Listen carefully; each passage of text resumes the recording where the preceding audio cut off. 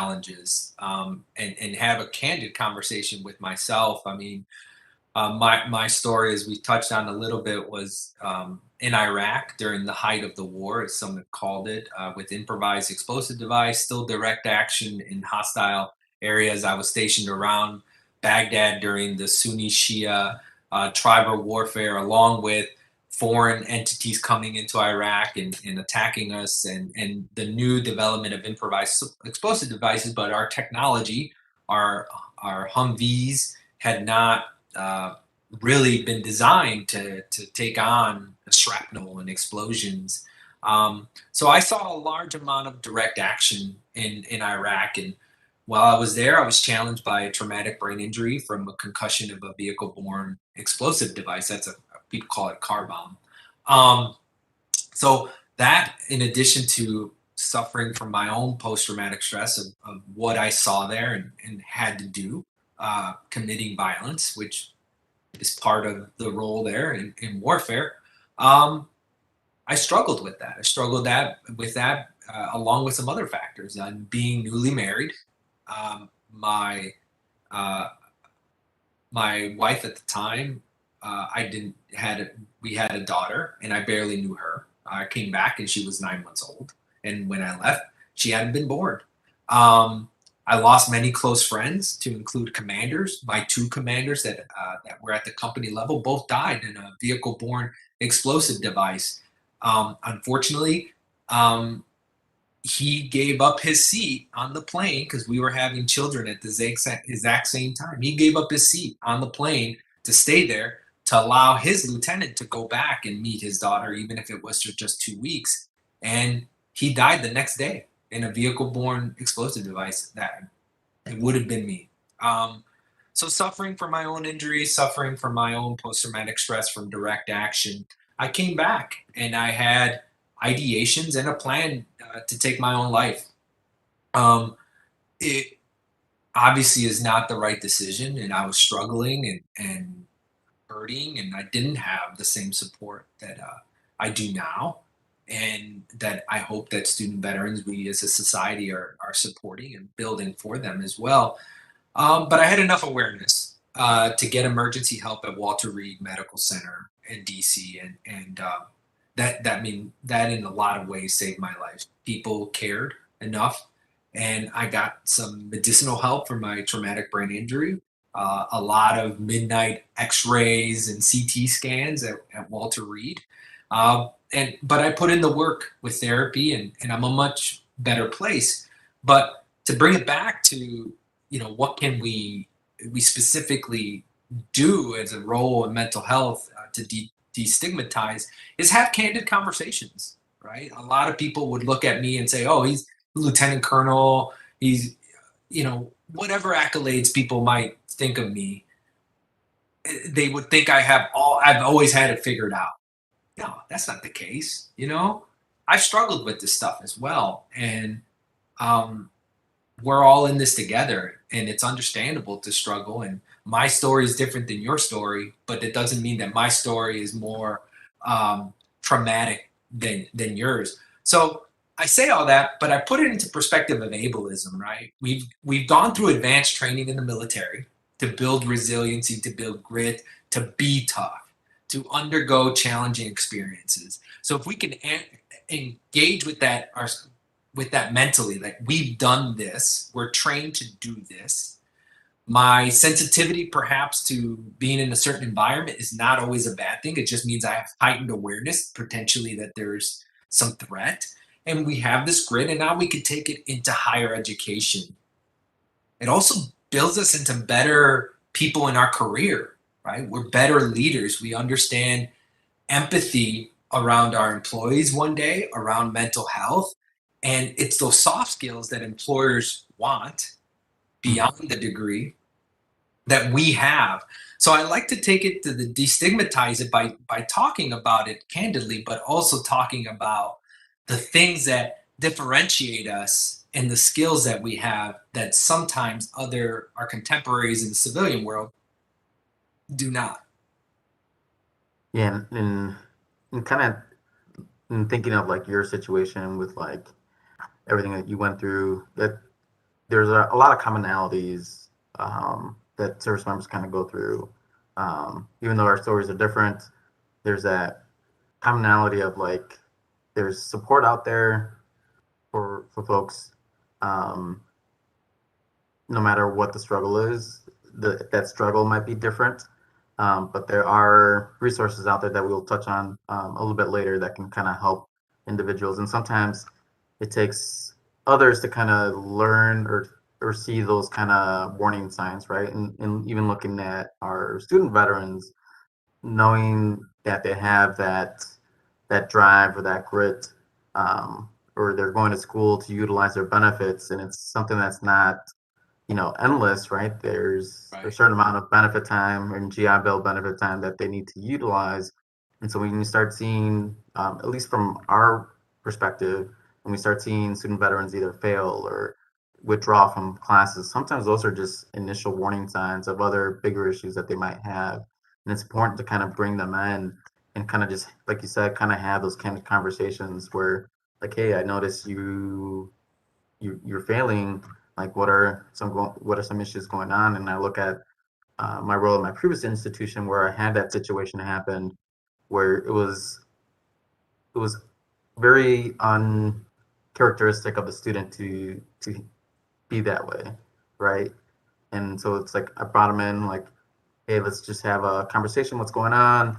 And then that's when they kind of opened up about how they were having issues with depression, mental health, and how they again were having some suicide ideations and stuff like that. And I think that's when you kind of bring that commonality of like, hey, I've been there, like I've been in your shoes, or I can empathize with what you're going through, and just making sure that they don't feel like they're alone in this process, and either sharing out the veterans office on campus, the counseling services on campus, or even the external resources that can kind of go and support, and then just doing the follow through, because you don't have to be a veteran to kind of show that support. Um, I've worked with academic advisors that kind of see that same kind of initial warning signs, and they'll bring in different colleagues that might know or might help with those students. Me being the veterans coordinator, they would bring me in and just kind of have a conversation with those students to kind of make sure that they're kind of getting the support that they need. And just looking at our student veterans and our service members, because we do have students that are actively serving, whether on active duty or even in the reserve or guard components. How do you get them to start thinking or get them on the path of getting support for mental health? Yeah. There's a lot of dedicated people who this is their vocation is to support students. So there's just because they may not be a veteran or served in the military doesn't mean that they don't have the same passion as a military person. But so they're very much engaged. But then there's people like yourself, Jesus, who I mean, who care passionately about this. This is your profession, and I like to think of ourselves as sometimes relate and refer people. So we relate, right? It's as easy as they're a Marine. You call them a leatherneck. They smile, they joke, they laugh. It decompresses some anxiety that they may have. We as professionals know to do that so we can have build some rapport, which leads to trust, which leads to the ability to get them to support services they may need or just have candid conversations about why they may not be succeeding. And they feel more inclined to do that if you've built some type of relationship with them or they understand, okay, this guy's a Marine, he gets it, right? We might have different times in the Marine Corps, but it's still the Marine Corps, right? Once a Marine, always a Marine. Again, we can go on and on. So relate and refer. Get them to on-campus resources like your office. Get them to the counseling center, which higher education institutions have. They might just triage them to get them through a rough spot, but and it may not be the long-term counseling that they need, but nevertheless, there's those resources. Student Veterans of America to build community. There's the veterans centers in the community, like the Orland Park Veterans Center. Granted, that's for combat veterans, but there are other community-based clinics as well, and that's the VA clinics like in Aurora and other institutions, other areas, hospitals, as in Jesse Brown and Hines. They have robust mental health support. Resources via TRICARE, if they're still serving, as some of ours are, or through their own private health insurance. And then lastly, there's a lot of nonprofits, and we'll link these resources available, but there's nonprofits that have dedicated themselves. These are behavioral health specialists who pro bono support student veterans because they're also passionate about it. So those are the paths to or resources. But I think back to the candid conversation, we have to talk to them about, don't self-medicate. Don't self-medicate with alcohol or other substances. Get some sleep. If you're challenged, the data shows, don't keep your gun with you. Military people sometimes are very are gun oriented. I personally am not, but get away from your gun because it's easy access. And if you're drinking alcohol, your inhibitions are lowered. You lack sleep. You're self medicating. You may do something that you regret. And then, be healthy. Get fitness in. Get those natural serotonin and endorphins going to support your mental health. Yeah, and touching a little bit on the guns and weapons, I think the VA provides read locks for veterans who own weapons just because they've seen or they've done research where they've seen where if there are more obstacles to getting to your gun, to unlocking it, the greater chance there is of you not using it. Right. So definitely reach out to your local VA, hospital, veterans clinic, and they'll provide those gun locks for free. I think I've had those present at some of our events previously before the pandemic, where they're just free of charge. They don't cost anything to the service member or veteran. And I think a lot of these programs that in organizations that you talked about are free to veterans and service members and their families too. Because sometimes we forget how mental health can also impact, your spouse, your children, because they're the ones that are kind of seeing you at home when you're having a bad day, a bad episode, or a bad situation. And sometimes we forget how that can impact them as well. And so there's organizations out there that do help with the mental health side for families, for children and spouses. Yeah, it's great. And then we've talked a little bit about Student Veterans America, um, and how I think Illinois is probably still one of the only states SVAs in the country. Am I correct? As an overall organization, this is true. It was the flagship state-based organization, and what we saw was that we have this great infrastructure at the national level that's doing policy advocacy and building the chapters at the ground level at the actual institution, but there was nothing that was unifying all the chapters in the state. So SVA Illinois was built by myself and a couple other friends who worked in the space or were student veterans like I was. And now that model is being replicated across regions throughout the United States. And so it's continuing to build and the infrastructure is even better. And I think sometimes when we, as student veterans, or even looking at my own kind of like student veteran experience, I think we sometimes struggle with that title, right, of veteran, and we sometimes don't see ourselves as veterans because when we're growing older or when we're growing up, you saw the older veteran generation, right? You're the Vietnam vets, the World War II vets, Korean vets. So when you get out, you don't really see yourself as that, right? Yeah. Um, and sometimes we kind of have to help them kind of understand that it's okay to be a veteran, and even sometimes they don't want to be labeled as a veteran because they might even feel like they're going to be labeled as um, broken Yeah. or PTSD. So sometimes even dealing with identity is kind of like an ongoing issue with veterans who are recently separated. I don't know if you kind of ran into that same encounter at your institution or even dealing with student veterans in general. Yeah, so I think like Harper College does it well, right? Military connected students. Veteran is that's not a uniform definition of it, right? If you said I'm in the military right now, like me, right? Some people who might be like me are saying, "Well, I'm not a veteran. I'm still in."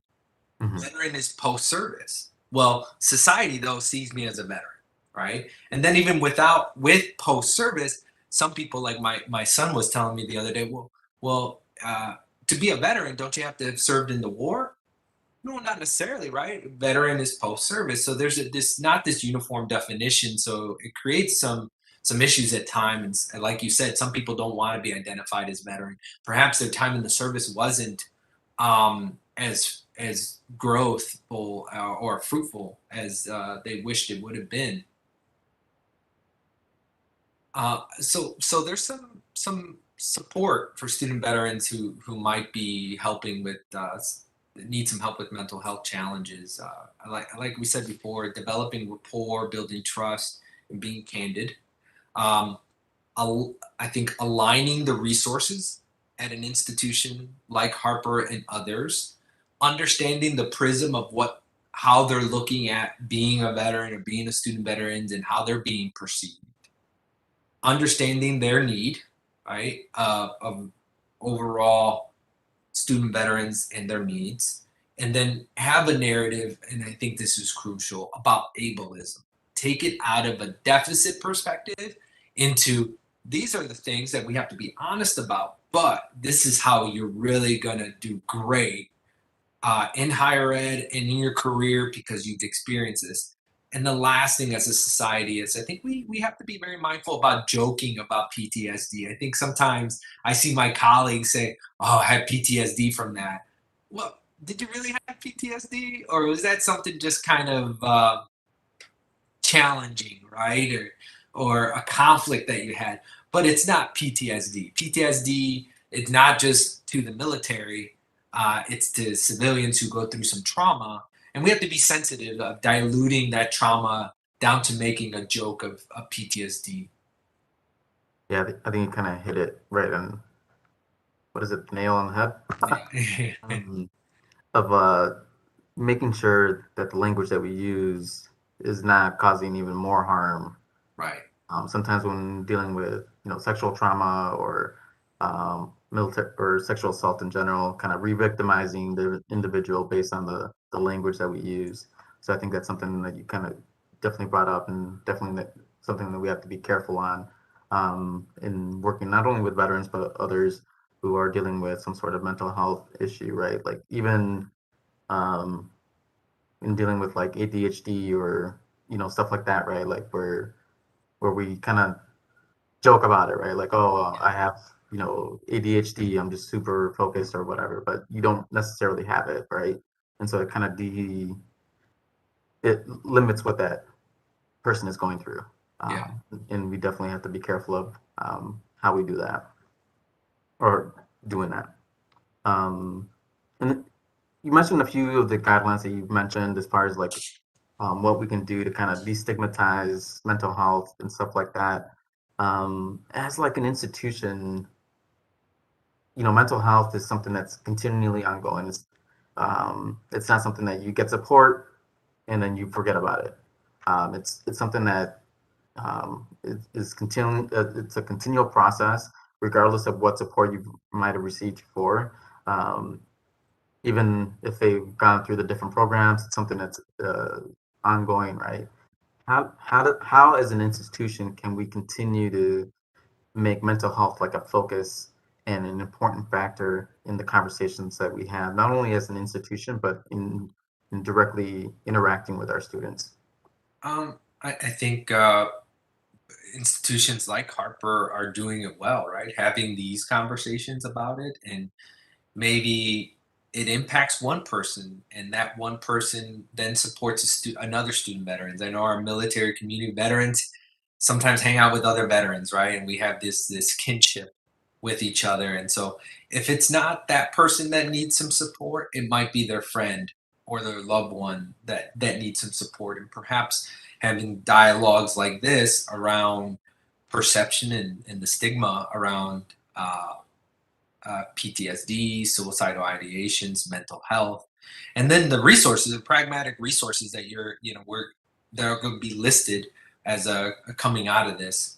So as an institution, it's continuing to understand that this is a challenge for some, understanding how to shape the narrative to take it into a non-deficit oriented conversation, aligning resources and partnering community partners. We don't have to do it alone. There are many organizations out there that want to partner with us because they might not have access and bend the ears of student veterans Mhm. because they may not be at the VA hospital or at the clinics, but they're there to help. So we sometimes offer the audience and they offer the support. I said this earlier, right? Relate and refer. We don't have to spend all of our institutional money to develop these programs. There are grants, scholarships. SVA gives money to build out programs, to build out resource centers.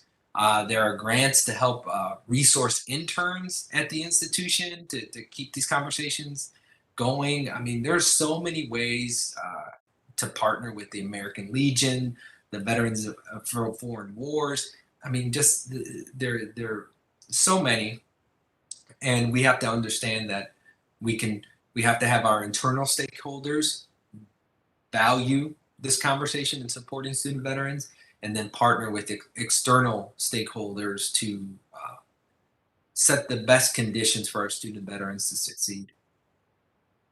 And then before we move on to the Q&A, I do want to make a emphasis that obviously we're not mental health professionals. It's not our profession. It's not us by trade. But it's important to actively listen to people who are coming to you with issues, but be able to, like you mentioned, provide or refer them to the resources that they might be able to utilize, and connecting them to either the Veteran Center on campus or the other external organizations that might be available to them, that we'll share at the end of our presentation today. So we do want to open, I know we have about 10 minutes before the conclusion of the event, so I want to open it up to any questions that the attendees might have, if they want to post it in the Q&A option, and then we'll gladly respond to those.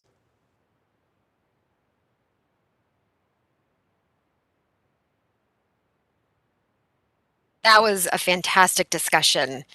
I do see some questions popping up.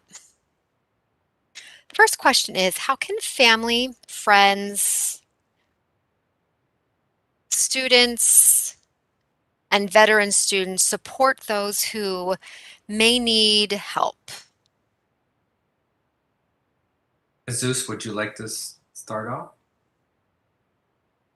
Yeah, I think the main thing is to really understand what the situation is. If the individual is in danger, or you feel like they're in danger, definitely call 911 and get them the support that they need, or call the Veteran Crisis Line. Even though it says Veteran Crisis Line, it's for anyone. So if you have a veteran who might be in crisis or is going through a situation, but you're not a veteran, you can still call that number and get that support, and they can walk you through what you should do, depending on what the situation is. If it's not life-threatening, definitely just listen, and then see if you can help them get the support that they need. Sometimes it's just a helpful push. Be like, let me go with you. We'll go to the Veteran Center together. Again, sometimes the transition process can be lonely, can be very individualistic, but as long as they have that push to kind of get the support they need, that might be the only thing that they need in order to kind of get over that hump.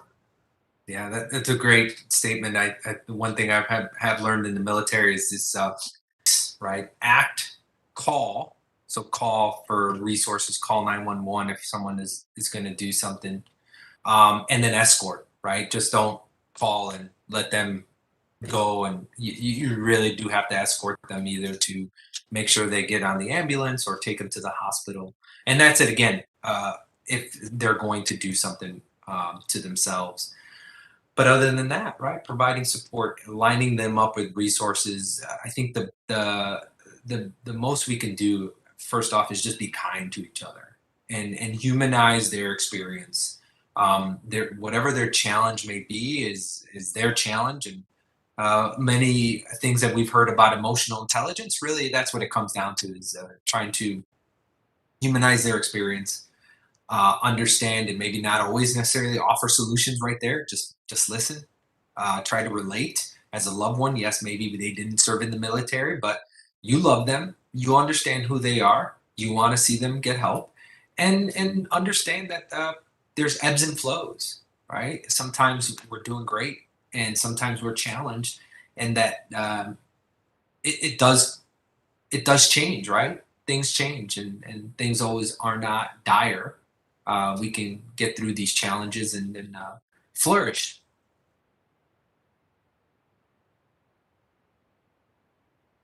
And then there is another question here. What can we do better to create a more inclusive campus environment for student veterans at Harper College? I think again is just really understanding who our student veterans are, right? They're non-traditional students. They're typically older. They might have children, divorced. The military is not the greatest relationship builder. But really not seeing student veterans as a kind of like a cookie cutter kind of mold, right? Understanding their different life experiences as faculty, making sure that we don't invalidate those life experiences and just not listen to what they're telling us. And just making sure, like with any other, different populations that are underrepresented, making sure that they're part of the conversation in any of the big decisions that are going on campus. So Harper obviously is doing a great job, and you are very lucky to have Jesus, who's a talented individual, subject matter expert, and professional in this area. Uh, Going along with what you were saying, uh, we have to acknowledge that people are are student veterans, but they weren't born student veterans. They came from our community. They came from perhaps downtown Chicago. They came from different communities in Chicago. They might have come from the suburbs. They may come from the South. They may come from the Bronx. They all have an experience before the military. Yes, we unify and we operate as a team when we're in the military, but then we leave the military and we go back to our communities. And so to what you're saying is that we have to understand that it's not a cookie cutter experience. There is programming out there. At Lewis University, we started a program called the Veterans Ally Program. It's a visual way for faculty and staff to present that they are veteran allies, a digital logo that they can put on their syllabi. We do training with faculty, staff, and students about what is a veteran ally, understanding, like a conversation like this, kind of giving background. How many student veterans are there? What are some of the challenges? These are the strengths. What resources are available internally and externally. So when a faculty and staff member walk out of the training and they wear the lapel pin or whatever it may be, that student veterans see that and they see that's a visual represent. That person gets it. Jesus gets it, right? I didn't know Jesus was maybe I don't know he's a Marine, but I see a vet ally. Oh, that means something. That means that they want to have a conversation. And so those are different. That's one program amongst many that are out there, and there's outside institutions that can help with the programming. I personally, I'm always open to advising any institution if they need some help. Lewis University completely gives me that autonomy to support what I like to call the whole ecosystem of student veterans. I mean, the reality is that there are many student veterans. We want them to come to Illinois. We want them to be educated. by our community colleges, by our nonprofit institutions that are well regarded, and then have the resources for them to do well, but maybe don't have all the linkages quite yet. And spoiler alert, we are going to have a very similar program to what Roman mentioned, as far as like a military and veteran ally program here at Harper. So that will be disseminated soon. So just keep that in mind. Oh, I'm looking forward to that. And we do have one more question before we close the remarks. Are there any resources for veterans with PTSD that live overseas, like in Europe, perhaps? As far as like any actual services or resources in Europe or overseas, I'm not aware of. But I think what the pandemic has taught a lot of different kind of areas is that they can do anything virtually. So I know like the VA has done counseling sessions virtually. They've done intake for mental health virtually, and even some of our other non-VA related organizations have also done virtual kind of group counseling or health counseling. I know the Road Home program, which has like a 2-week intensive program, they've kind of step back and kind of created kind of like a virtual platform for them to kind of reach out to those that might not be able to take time to go into an actual physical space and seek that support. So I know the pandemic has definitely been challenging, but some of the good things that came out of it is the greater use of technology in different aspects that we might have not used it before. Agreed. Prior, I used to have to go to Aurora, the Aurora Community-Based Clinic, to see some of my doctors, and during the pandemic, yeah, I got to talk to them over the phone. And I think there was some hesitation there from privacy reasons and security reasons, but obviously, as we know, we were kind of forced out of our comfort zone when it came to that. And so the VA figured it out to still be secure and safe, but to provide resources for people that needed them. There is the Veterans Crisis Line. They help line you up for resources. Doesn't matter where you're at. You can call. It's 24/7. They can help you. The VA has resources. We have many service members overseas, and so there's a lot of expats that live overseas as well, and the VA can support. There is these outside nonprofit organizations that do mental health support remotely. So assuming you have access to the internet and some stability, you can get help that way. And then lastly, let's not forget that people, especially let's say overseas in Europe, that they have access to healthcare, and their healthcare providers provide mental health support. And I think from the last time I read, it's the cost shares and the copays that come along with mental health have really gone down because of the pandemic, and understanding that like mental health in such a challenging time frame, there shouldn't be any type of hurdle for that. So I think that we as a society, as I said earlier, are getting better and better at this.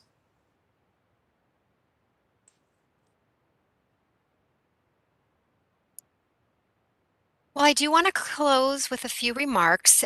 We want to thank each of you for coming to this event to support and honor the veterans. We do believe that the story needs to be heard. We know that you need to be heard. And if you are experiencing challenges, that there are resources to support what you're going through. And we will post a link of those resources in the chat so you can see all the different resources in the chat box. And also, we have one big favor to ask. If you can please fill out the survey, the post survey in the chat, that would help us to plan and prepare for future events. And again, thank you all so much for watching and joining this event. Thank you.